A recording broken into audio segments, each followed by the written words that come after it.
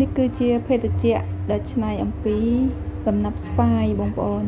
ដំណាប់ស្វាយបងប្អូនជាទូទៅអាចញ៉ាំជាមួយនឹងទឹកតែឬក៏យកទៅរុំជាមួយនឹងសាច់ដូងទុំយកមកញ៉ាំឆ្ងាញ់ប៉ុន្តែយកមកធ្វើជាភេទជ្ជៈក៏ឆ្ងាញ់ដែរសំខាន់គឺទឹករបស់ភេទជ្ជៈហ្នឹងណាបងប្អូនសំខាន់គឺទឹកដែលយើងលាយជាល្បាយហ្នឹងគឺមានរសជាតិឆ្ងាញ់ហើយអមជាមួយនឹងដំណាប់ស្វាយដែលមានរសជាតិឆ្ងាញ់មកតង់ទៀតគឺថាឆ្ងាញ់ញាក់តែម្ដងបងប្អូនឥឡូវខ្ញុំចាប់ផ្ដើមកោសដូងដើម្បីរុំជាមួយនឹងដំណាប់ស្វាយញ៉ាំម្ដុំសិនដោយសារដំណាប់ស្វាយហ្នឹងជាធម្មតាគឺគេញ៉ាំជាមួយនឹងដូងទុំឬក៏ដូងចាស់ដូងទុំឆ្ងាញ់ជាងដូងចាស់ណាបងប្អូនតែខ្ញុំអត់មានដូងទុំអញ្ចឹងខ្ញុំដាក់ដូងចាស់ទៅវាឆ្ងាញ់មួយយ៉ាងម្នាក់ទេគ្រាន់ថាដូងទុំវាមានខ្ទិះឆ្ងាញ់ដូងខ្ចីវាទុនឆ្ងាញ់អញ្ចឹងវាឆ្ងាញ់មួយយ៉ាងម្នាក់ឯងប៉ុន្តែយកមកធ្វើជាទឹកភេទជ្ជៈដាក់ជាមួយនឹងទឹកកកត្រជាក់ទៀតខែក្តៅរត់តែឆ្ងាញ់តែចៃដន្យអីខែហ្នឹងខែភ្លៀងតែខ្ញុំធ្វើ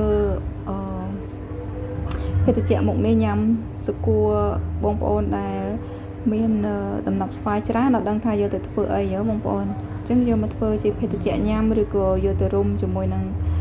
សាច់ដូងឆ្ងាញ់ណាស់បងប្អូនហើយភេទជ្ជៈគឺខ្ញុំកាត់វាតូចៗណាបងប្អូនកាត់តូចបានយកទៅដាក់ជាមួយនឹងភេទជ្ជៈឆ្ងាញ់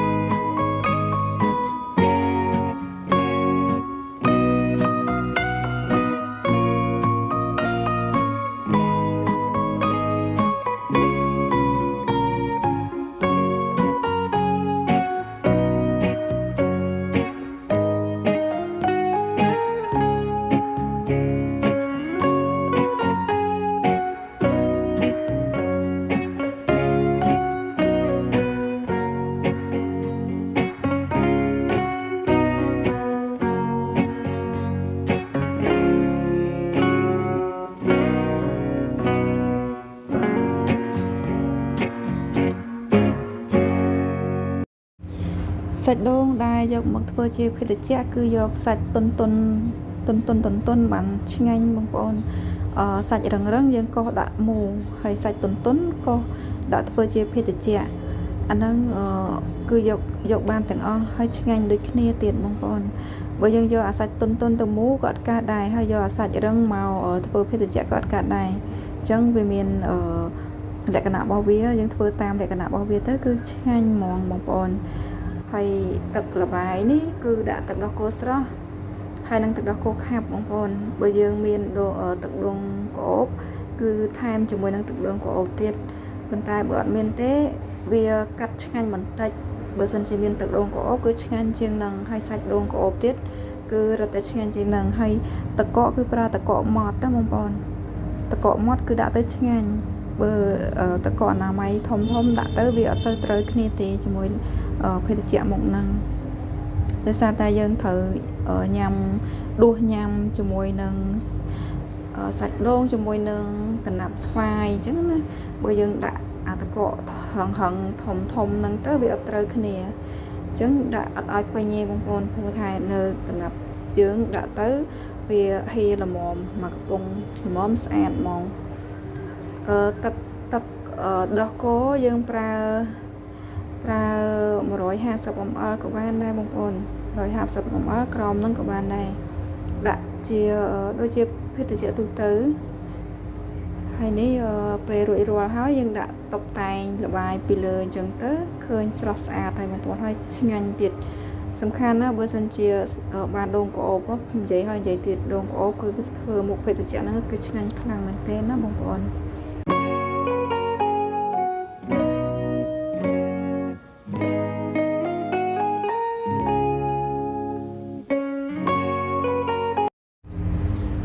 ខ្ញុំថែមជាមួយនឹងតែមេអំបៅបងប្អូន